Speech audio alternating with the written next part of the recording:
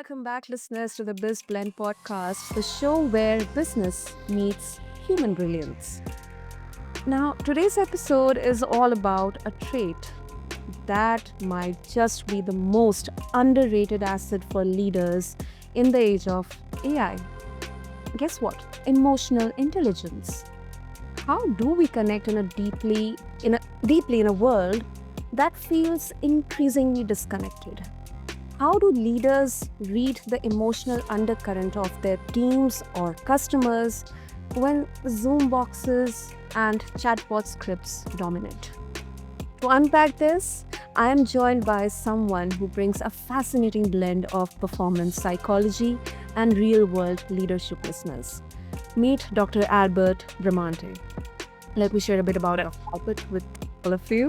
So, he's a seasoned talent agent who has spent over 20 years in the entertainment industry, helping actors land major roles from Broadway to blockbuster TV shows, while also helping them overcome psychological barriers like self sabotage, imposter syndrome, and then the fear of success. And with a PhD in psychology, plus certifications in hypnosis and NLP, he doesn't just scout talent, he empowers transformation. And today we are exploring how leaders can apply emotional intelligence or EQ not just to understand others, but to truly lead in the human centric way this digital world needs more than ever right now. So now, Dr. Albert, you can say I'm so sorry. It was a long intro, but yeah, please. I really appreciate, Sana, the intro and for you to be gracious enough to invite me on this podcast and have this really important discussion, on the topic of emotional intelligence and the balance between technology and the human connection. Absolutely, absolutely. And I'm really, really surprised. Really, um, it really is kind of fascinating how your journey has been. I mean, from Broadway, something really very creative, to boardrooms. I mean, you have helped actors tap into emotional authenticity. Um, so, what kind of, how exactly do you apply experiences of Broadway um, or acting, blending that emotional authenticity into acting into something as practical, um, number centered in boardrooms? Sure. Well, we're all playing roles in this sense. I mean, whether, with actors, I, work with them and try to secure work, as on a business side, trying to represent them. So my job as employment agent is to try to find them work. But I also find in the process is dealing with working with their mindset. And when it comes to auditions, when it comes to interviews, when it comes to meetings, the important thing is to have a good understanding of your emotions because, and again, I'm not gonna rehash too much about a growth mindset because that's been talked a lot about, but in order to do that, you have to have a strong control of your emotion, and that's where emotional intelligence comes in. The ability to understand and manage your own emotions as well as to connect with other people. And even in the acting world, good actors not only play the role very well, but they also connect to their scene partner. And the same thing goes in business. If you're in the boardroom or you're working and managing, a team of people, the important thing is to connect with your colleagues, to fully connect to whether it's your employees, your colleagues, your teammates, and that is going to much impact your success in the boardroom just as much as your knowledge of number crunching and all that, or sales and all that. Now, the important thing is people buy from people. The thing about sales, if you look at sales, for instance, the human being, the average consumer gets turned off when something appears too salesy. There's no, like, where it's just sales without emotion or sales without connection, we automatically tune out. It's a natural filter. So we buy from people that we trust. In order to trust, we have to have emotional connection. And so, just like it is with an actor trying to connect their scene partner to give a great performance, to the person sales leader trying to up their sales, portfolio or the quarterly sales. The important thing is to connect with your audience, to connect with the customer, to connect with your partner and your team. So connection is important. Authenticity is important. All of these things are essentially important for connecting to your team. That is absolutely true. Absolutely true, and very, very well put, Dr. Albert. Um, and this is really, really, I don't know. Personally, it's really, really interesting, striking for me, um, because the worlds are different. But then, um, what comes to my mind is, we are completely into the digital world. The current generations, they were born into the digital world, and it's more of right now, there's so many emotions around, or expectations around, um performances, numbers, instant numbers, quick results, quick fixes. I mean, even if, let's say a company or a leader is aware about, um, emotional intelligence, Mhm. it looks good on paper, but it sometimes fails in execution. And similar to sometimes, the concept of a movie or a play looks good on paper, but when executed, it doesn't quite come out the way it was expected. So, why do you think it is required? Emotional intelligence. What is right now not working, and how should we approach it differently? I mean, there are the three questions in one, but yeah. Well, I think we outlined where an idea looks good on paper, or a play or movie looks great on paper, the dialogue, the storyline. There's a piece that's important. Number one is the authenticity factor. Do you truly believe a message? And part of being able to deliver is to be able to believe your message and to fully embrace the message that you're giving.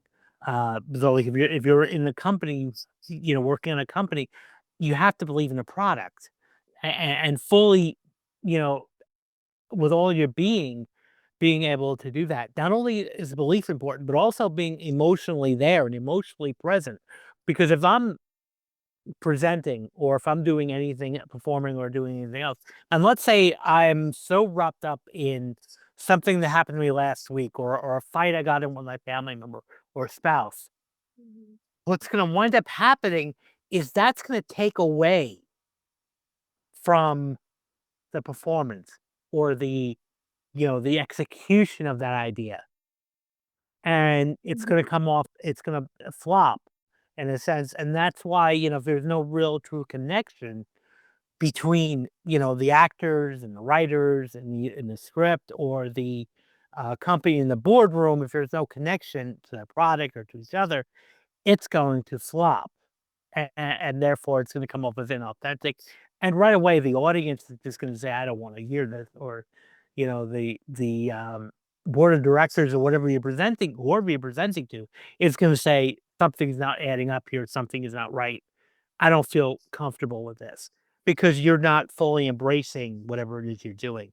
So this is another piece of why our emotions really are crucial here, because if we're going to really embrace and truly convey a message of a company or a product, we have to do it with 100%, with intention, um, and not only just, fulfilling the motions, going through the motions, because then we're just on automatic pilot. We're just saying, I'm doing a presentation, but you can tell automatically sometimes that people are doing a presentation, whether they're doing it just because they have to, or they're doing it because they authentically love what they're talking about, or passionate what they're talking about.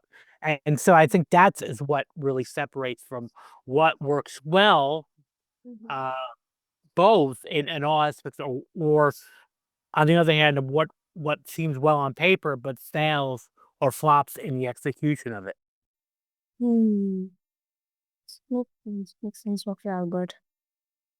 Okay, now let's move on to the current scenario. So we saw this in the pandemic, um, post pandemic as well. So in a world of automations, AI generated responses, chatbots, Slack threads, and all, reading emotions is really becoming trickier, Dr. Albert, and we all have been struggling with this. I mean, not only from a leadership perspective, but I believe as a colleague or a manager, um, a mentor, mentee.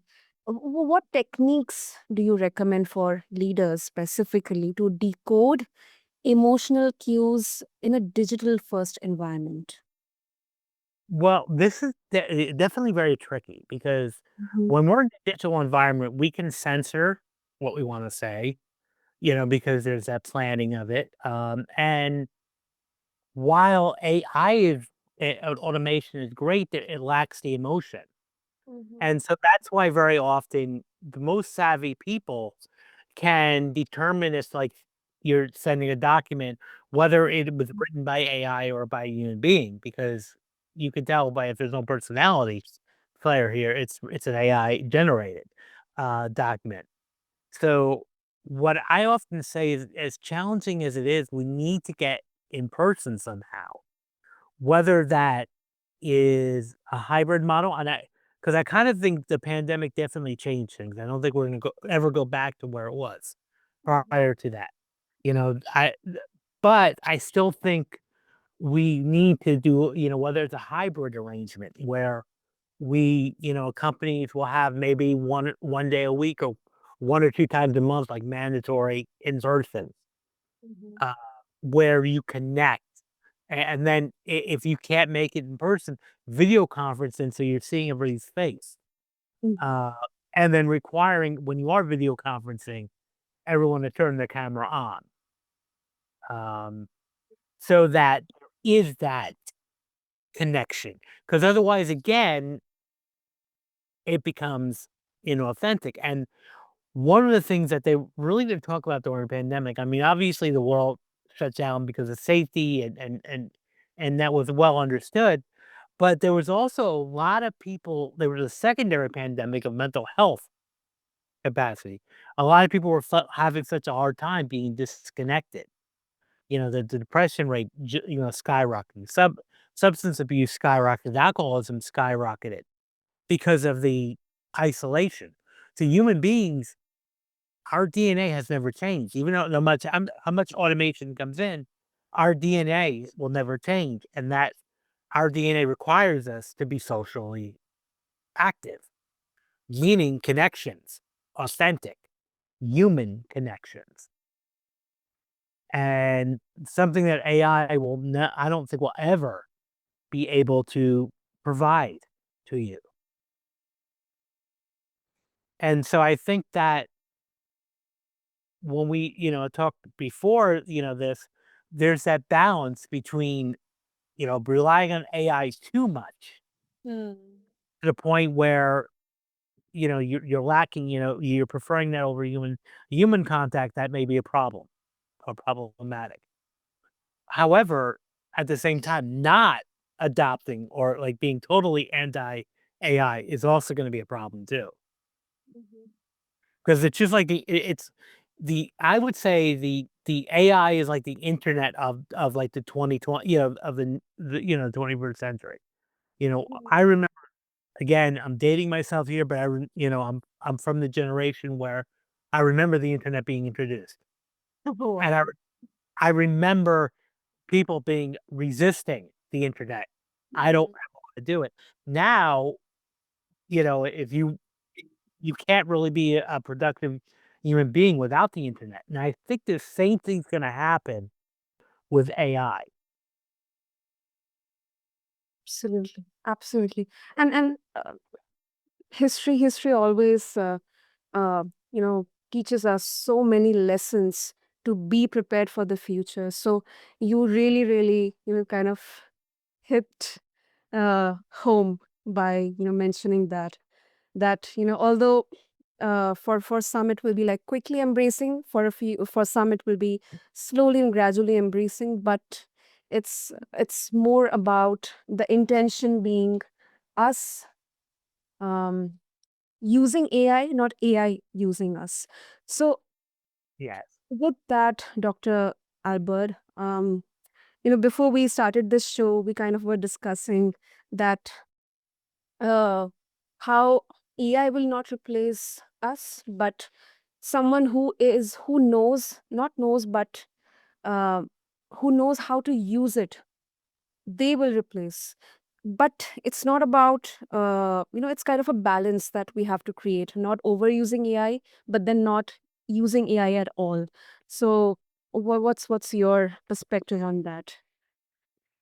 Yeah, well, I think, the sense of using it as an aid, as a tool to complement Mhm. what you're doing, not as a replacement of what you're doing. Um, like for example, I use AI for research, for idea generation, um, or to augment stuff that I'm doing, like increase what maybe like if I'm sending out an email or message, I might compose the message myself and then maybe run it through AI and say, how can I improve this? And then to give me those ideas, and then I'll revise it myself, put my own interpretation to it, and then send it out. So I think using it as an aid to complement what you're doing, but you have to know how to use it, and um, again, using it as a tool, not as a replacement. So Mhm. and I think it's important just to learn AI because again, if you're working in sales, if you're working in business, there's a lot of stuff that it can even help you automate stuff that might be tedious or busy work. So, Mhm. so it's like it's about pivoting and just adapting. I mean, just like with the pandemic, we all had to adapt to Zoom. Mm. You know, and there was a lot of pushback with that. I remember that. Like, no, Zoom can't replace everything, but we had to. We had no choice. And I think the same thing is happening with AI. We have to pivot and learn to use it, but use it in a smart way and in a more effective way to complement what you're doing, not to take over everything. Absolutely, absolutely. Now let's get back to emotional intelligence, Dr. Albert. So, um, for a matter of fact, I have learned this, that emotional intelligence starts with self-awareness, because if we have a closed mind, it's really difficult to embrace, first of all, accept that I may not be emotionally or empathetic towards my people, my team members, or my partners. So what are some signs that a leader may be emotionally reactive or disconnected, and how can they begin shifting toward emotional regulation? Sure. Well, the important thing is taking things personally. So, again, there's going to be turnover in every business. There's going to be, missed opportunities because we're human. Everyone's going to make mistakes. So I think being disconnected of I think, the bottom line obviously is very important in any business. But I think if you are solely focusing on the bottom line and not even asking your employees, like, how are you doing today? I would say start small by talking to your, employees, how is their day going? And then even ask them, how can I help you? Rather than being, a micromanaging standpoint, just ask them how they're doing and start including them in ideas in the company. You might have, especially, if you have someone who's a Gen Zer, for instance, in the Gen Z population who may be great with social media. They may have some wonderful ideas. Yes. Incorporate them, welcome them, and try them out. And I think if you're a leader that is open to listening, and let's say you're coming up with new company policies or maybe drafting company handbook, involve the team in that process.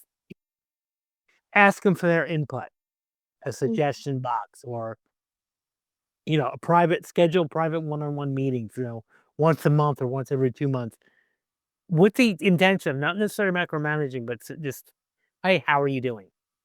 Exactly. What did you experience here?" Because the important thing is, employees stay with the company when they feel that their CEO or their management understands them and supports them, and is not looking them as an assembly line or a bottom line or just a numbers thing. So, if you feel yourself getting disconnected, or usually frustrated or reactive, emotionally reactive, like getting upset or getting angry very easily, then it's time to take stock in what you're doing now. Maybe that means, maybe even yourself taking some time off, stepping away a bit, even if it's for a couple of days or a week. Like I'm a big believer in work-life balance. So, take your vacation time, each year when you get that in the company. Get spend some time away from work. Even with my actors, like I tell them, you know, don't be so focused on acting 24/7. Have other hobbies and passions. Exactly. Yes. Yes. Yes. Yes. Sometimes it really gets them into that rabbit hole. Yeah, or it's like that hamster on a hamster wheel that just keeps, you know, putting all their energy and not getting any results. So the important thing is to sometimes recharge. If you find yourself getting emotionally reactive, recharge. Do whatever it is that make you happy. Step away for a couple days and then come back and say, "Look, okay, now I'm ready." But the important thing is to, involve your colleagues and your team members and your employees in the decision of the company and really convey to them that their message is important to you. And not just in a superficial way, but really mean that.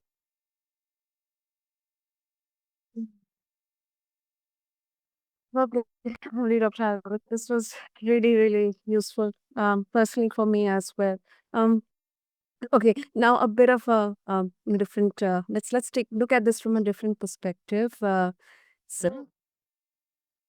another school of thought that says that emotional intelligence is innate. Some people say, "I don't have emotions at all. I'm absolutely pragmatic, logical, rational." Um, and sorts of like that, you either have it or you don't.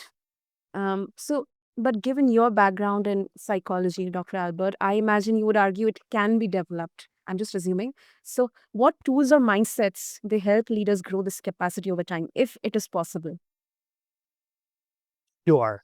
Um, well, I think that's a misconception when somebody says, "I don't have any emotions." I'm worried about that. Those are the people I'm really worried about, concerned about, because those are the people that are trying to bury their emotions. Now, maybe they've had some past trauma in their life, so they're wanting to repress it, or they received a message in their life of, well, hey, I need to be okay with Mhm. things. I need to be okay with things. And so I think the important thing is to take stock in your emotions, because we're human beings. We're going to experience emotions. We're going to be affected by things. Now, and I'm not to get too stereotypical, but I see this more common in male, males about I must present, stoic, it's all business and no time for weakness. And the important thing is to reframe that and say, look, actually admitting to your emotions and being vulnerable is a sign of strength, a sign of courage. And people are going to be more likely to connect to a leader or CEO that is human, you know, Mhm. and, they might have some short term Okay. connections to things. Yeah, yeah, yeah. However, there's going to be, eventually some that time it's going to catch up. So you may be successful in the short term. But then you're gonna be, having for a nervous breakdown or a health, crisis, even a physical health crisis. Absolutely, absolutely. And there have been, I mean, time to time, there have been. cases and case studies like that, and uh, you rightly mentioned. I mean, that's the short term is the key word. I mean, something which where you're not considering how your team is perceiving. You may be not communicating properly with them. You are completely hell bent on achieving something. It may work in the short term, but the long term implications, they could be detrimental to the longevity of whatever you are doing. Yeah, 100%, and it will affect the longevity, life longevity, and that's why, like, they've done studies and a lot of research, psychological research backs this up. What we're referring to right now is like what we call a type A personality, which is the high intensity, you know, uh, no time to be laid back, a lot of anxiety. So what can often happen there is it raises cortisol when you're in that stressful high, stakes all the time. You're raising cortisol in your body. And that cortisol eventually is going to start attacking the internal organ, your heart, your lung, your cardiovascular system. And that's why, unfortunately, that there's a link, a strong link between type A and heart attacks. So again, emotional intelligence is not nice to have. It's vital for our health. Mm. Sure. The best way to do that is through LinkedIn. I'm on LinkedIn under Albert Bramante. I'm also on Instagram. You can reach me there. You can also reach me on the website, albertbramante.com. And I'd love to hear from you. Love any insights or, continue this conversation. I would love to do that. Lovely. I'll make sure to have all the details in the show notes, Dr. Albert. And thank you so much for not only bringing psychological insight, but such a human lens to Yes. this conversation. Wonderful. Yeah, no, it was great. And we need to have more conversations like this, Absolutely, especially. absolutely, absolutely, uh, and this needs to uh, spread as wide as possible. So, I would urge to all of my listeners. I mean, irrespective of your role in the organization, and whether it needs to be get on. So, just share the word with your friend, your colleague, or across your peers or anyone, because it's definitely clear from this conversation that in this age of AI and automation, the most powerful thing a leader can do is stay connected to themselves and then to others as well. So, with that, this is your host, Sana, signing off from BizBlend. Refer to the show notes to connect with Dr. Albert Bramante and stay curious, stay connected. Until next time, keep blending brilliance with heart here on BizBlend. Thank you.